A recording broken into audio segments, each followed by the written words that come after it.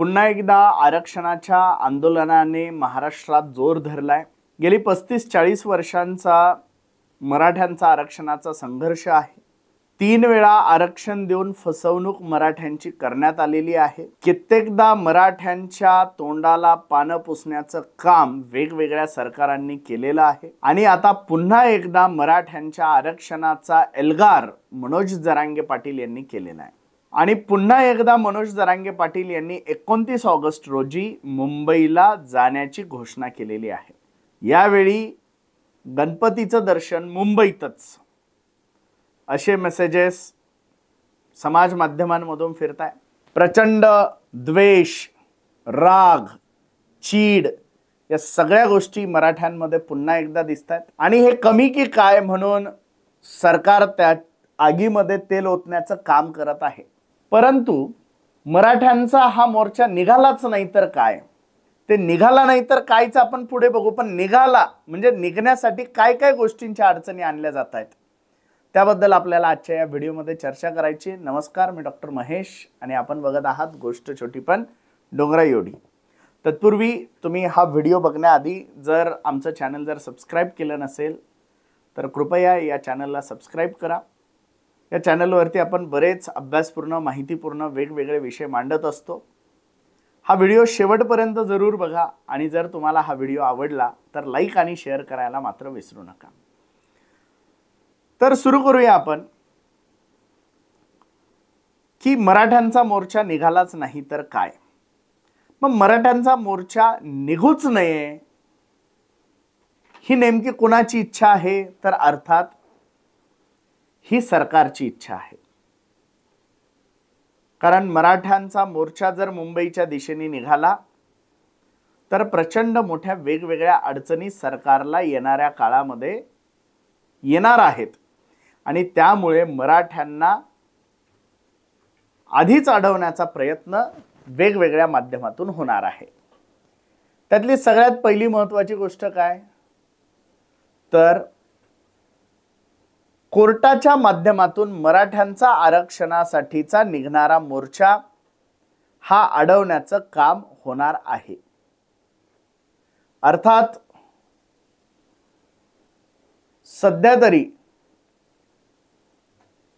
भाजपचे लाडके गुणरत्न सदावर्ते हे कोर्टामध्ये खरं तर वकिली करत नाही तर भाजपची बाजू मांडण्यासाठी कोर्टात जातात, असंच आपल्याला कित्येकदा त्यांचं वक्तव्य ऐकून भास होईल। कधी काळी जय भीमचा नारा देणारे गुणरत्न सदावर्ते आता फक्त जय श्रीराम म्हणतात। म्हणजे राजकीय फायदा आणि राजकीय गरजा यासाठी लोक बाप बदलता ऐकलेलं होतं, लोक देव पण बदलायला लागले, असं या गुणरत्न सदावर्तेकडे बघून बऱ्याचदा आपल्याला वाटतं। संविधानाचं नाव घ्यायचं, घटनेचं नाव घ्यायचं आणि या देशाला हिंदू राष्ट्र म्हणायचं, हा भंपकपणा या गुणरत्नाचा महाराष्ट्र का सहन करतो, मला तर हाच प्रश्न पडतोय। म्हणजे कोणत्या संविधानामध्ये हा कसा वकील झालाय देव जाणे। संविधानाच्या गप्पा मारताना डंके की चोटवर हा हिंदू राष्ट्र म्हणतो आणि याला अजून कोणी जोड्याने मारत नाही, हा खरं तर प्रश्न आहे। परंतु तो वेगळा विषय आहे गुणरत्न सदावर्ते हा। परंतु हा गुणरत्न सदावर्ते जो भाजपसाठी कोर्टामध्ये लढत असतो, हा गुणरत्न सदावर्ते अर्थात मराठ्यांचा मोर्चा निघू नये म्हणून कोर्टात जाणार आणि या मोर्चाला परवानगी मिळू नये म्हणून हा गुणरत्न सदावर्ते काम करणार। अर्थात सरकारच्या बाजूनी, जनहित याचिकेच्या बाजूनी काही मुद्दे नक्कीच आहेत ज्यामुळे मराठ्यांच्या या मोर्चावरती परिणाम होऊ शकतात।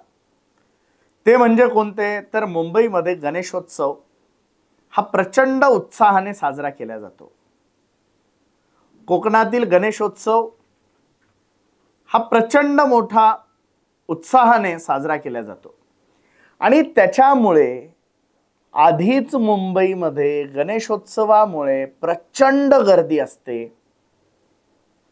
पोलीस प्रशासनावरती प्रचंड ताण या काळामध्ये येतो आणि जर मनोज जरांगे पाटील मोर्चा घेऊन जर इथे पोहोचले तर कायदा आणि सुव्यवस्थेचा प्रश्न निर्माण होईल, म्हणून मोर्चाला परवानगी देऊ नये ही मागणी कोर्टामध्ये केल्या जाईल। आणि जर कोर्टाचा आदेश या मोर्चाच्या स्थगितीसाठी जर आला तर मात्र मराठ्यांचा मोर्चा हा मुंबईच्या दिशेने जाणार नाही, कारण अर्थात मराठ्यांची जात जरी लढवय्यी असली तरी कायदा मानणारा हा मराठा समाज आहे, संविधानावरती प्रेम करणारा हा मराठा समाज आहे, घटनेवरती प्रेम करणारा हा मराठा समाज आहे, न्यायालयाचा आदर करणारा हा मराठा समाज आहे। आणि मराठ्यांनी हे वारंवार दाखवून दिलेलं आहे। लाखोंचे 58 मोर्चे निघाल्यानंतरही मराठ्यांच्या मोर्चामध्ये कोणी जखमी झालं नाही, मराठ्यांच्या मोर्चानंतर कुठे दंगल झाली नाही, मराठ्यांच्या या मोर्चानंतर कुठल्याही शहरामध्ये घाण झाली नाही, अशा प्रकारचा मराठ्यांचा इतिहास आहे। कारण मराठा जात म्हणून जरी काही जर मागत असेल तरी देश म्हणून मराठ्यांचं या देशावरती प्रचंड प्रेम आहे आणि हे मराठे गेली कित्येक वर्ष सिद्ध करत आलेले आहेत। या देशासाठी प्राण देण्याची तयारी ठेवणारा हा समाज आहे, या देशासाठी लढणारा हा समाज आहे, या मातृभूमीसाठी जीव देणारा हा समाज आहे। त्याच्यामुळे मराठ्यांना कोणी देशप्रेम शिकवण्याची गरज पडत नाही। त्यामुळे अर्थात एक बाजू गणेशोत्सवाची असेल तर मराठ्यांची बाजू सुद्धा भक्कम आहे, कारण मराठ्यांमुळे कुठल्या पोलीस प्रशासनावरती ताण येतो, मराठे दगडफेक करतात, मराठे काहीतरी चुकीच्या पद्धतीने आंदोलन करतात, मराठे हिंसक आंदोलन करतात, असा तरी मराठा समाज म्हणून अजून तरी इतिहास नाही। तो घडवण्याचा प्रयत्न अंतरवाली सराटीमध्ये सरकारच्या बाजूने करण्यात आला होता, परंतु त्याचा बुमरँग असा झाला की फडणवीस त्याचे परिणाम आजही भोगतायत। आता दुसरी महत्त्वाची गोष्ट, मराठ्यांचा हा मोर्चा अडवण्याची दुसरी पद्धत काय आहे, तर ती पद्धत ही आहे की याला प्रतिमोर्चा तयार करणे। म्हणजे मागील काही काळामध्ये जर आपण मराठ्यांच्या आरक्षणाच्या आंदोलनाचा जर इतिहास जर बघितला, मागील काही वर्षांमधला जरांगे पाटील यांच्या नंतरचा, तर एका सर्टन स्टेज नंतर जेव्हा जरांगेंच्या प्रश्नांना उत्तर देणं सरकारकडून शक्य झालं नाही, तेव्हा काही विकत घेतलेली, जातीचं पांघरून घेणारी, भ्रष्टाचारी, भ्रष्ट, फुकट खाणारी, खोटं बोलणारी आणि प्राध्यापक नसणारी पण प्राध्यापक सांगणारी एक पिलावळ या महाराष्ट्रामध्ये अस्तित्वात आली। त्याच्यामध्ये मग छगन भुजबळ होते, लक्ष्मण हाके होते आणि इतर काही नेते होते। अर्थात छगन भुजबळांबद्दल भ्रष्टाचारी, जातीचं पांघरून घेणारा म्हटल्यानंतर जर काहींना वाईट वाटत असेल तर आजही त्यांच्यावरच्या भ्रष्टाचाराचे गुन्हे हे मागे घेतलेले नाहीये, भुजबळ निर्दोष सुटलेला नाहीये। त्याच्यामुळे भुजबळ हा भ्रष्टाचारी आहे हे म्हणण्याचा 100% हक्क आम्हाला आज तरी आहे। त्याच्यामुळे जेलमधून सुटून आलेला भुजबळ हा काही निर्दोष सुटून आलेला नाहीये, हा जामिनावरती सुटलेला व्यक्ती आहे। आणि राहिला प्रश्न लक्ष्मण हाकेचा, तर कोणत्या विद्यापीठात, कोणत्या महाविद्यालयात हा प्राध्यापक आहे याचा शोध मला सगळ्यांनी मिळून करून आणून द्यावा। मी इथून पुढे लक्ष्मण हाकेंचा उल्लेख हा प्राध्यापक लक्ष्मण हाके करेल। परंतु ही अशी जी पिलावळ जमा केलेली आहे सरकारने, अर्थात त्याचे काही बक्षीसही त्यांना मिळतात वेळोवेळी, काहींना फॉर्च्युनर मिळते, काहींना मंत्रिपद मिळतात, काहींना आमदारकी मिळते। मग हे लोक कधी कामात येणार, तर ते या काळात कामा येणार।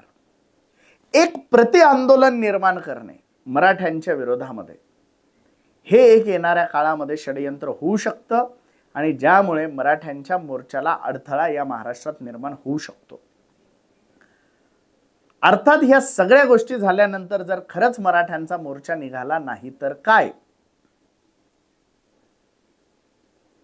तर मराठ्यांचा मोर्चा जर सरकारने इतक्या चुकीच्या पद्धतीने जर मोडण्याचा जर प्रयत्न केला तर या सरकारला त्याचे गंभीर परिणाम भोगावे लागतील, ही मात्र वस्तुस्थिती आहे। महाराष्ट्राला प्रश्न पडला होता की विधानसभेमध्ये सरकारच्या विरुद्ध एवढं प्रचंड वातावरण तापलेलं असताना पुन्हा एकदा भाजप किंवा महायुती सत्तेत कशी बसली, तर अर्थात राहुल गांधींनी ते आता खूप चांगल्या पद्धतीने एक्सप्लेन केलेलं आहे. ओट चोरीचे कित्येक वेगवेगळे पुरावे, कित्येक वेगवेगळ्या गोष्टी आता देशासमोर, राज्यासमोर येत आहेत. एकूणच काय तर निवडणूक प्रक्रियेवरतीच प्रश्नचिन्ह आता या सगळ्या गोष्टींमुळे निर्माण झालेत.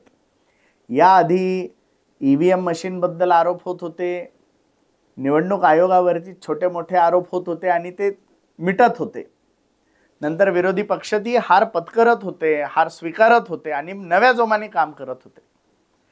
परंतु एकूणच सगळीकडे वातावरण असताना, इतकं निगेटिव्ह वातावरण असताना, इतक्या मोठ्या प्रमाणात घासून विजय होण्याऐवजी एवढ्या मोठ्या प्रमाणात विजय कसा होतो, तर मला वाटतं की राहुल गांधींनी त्याच्यातले बऱ्यापैकी प्रश्नांची उत्तरं सध्या तरी दिलेली आहेत. येणाऱ्या काळात त्याचा चौकशी अंती अजून पुढे काय गोष्टी येतील ते आपण बघू.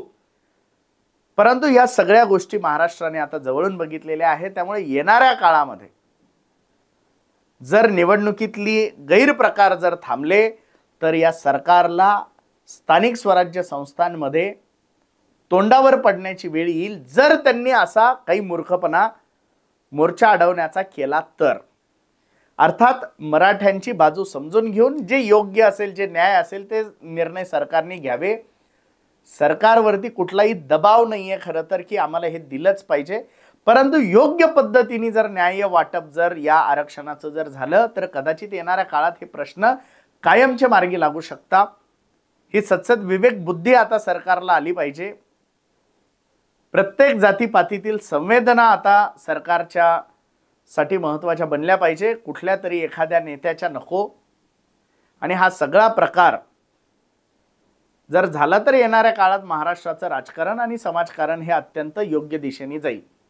परंतु मराठ्यांचा आरक्षणाचा मोर्चा जर अडवण्याचा प्रयत्न झाला तर त्याचे गंभीर परिणाम येणाऱ्या काळात महाराष्ट्रामध्ये होतील.